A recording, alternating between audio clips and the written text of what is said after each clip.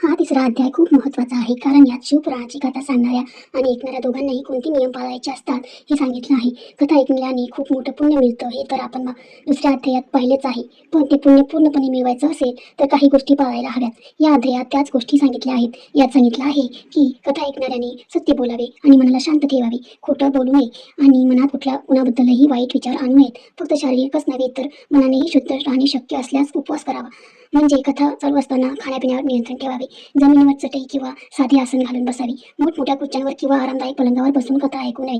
कथा सांगणाऱ्यावर पूर्ण श्रद्धा ठेवावी. म्हणजे कथा सांगणारा काहीही सांगत असला तरी तो शिवजींच्या कृपेने सांगत आहे असा विश्वास ठेवावा. शिवनामाचा जप करावा. कथा ऐकत असताना किंवा शांत बसल्यावरही ओम नमः शिवायचा जप करत राहावा.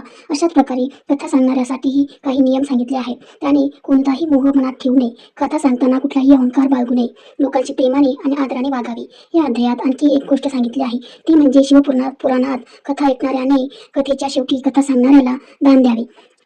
या दानामुळे कथा ऐकणाऱ्याला मिळणाऱ्या पुण्यामध्ये वाढ होते. थोडक्यात हा अध्याय आपल्याला हे शिकवतो की फक्त कथा ऐकल्यानेच नाही तर ते ऐकत असताना आपण कसे वागतो आणि आपले मन किती शुद्ध आहे यावरही आपल्याला मिळणारे फळ अवलंबून असते.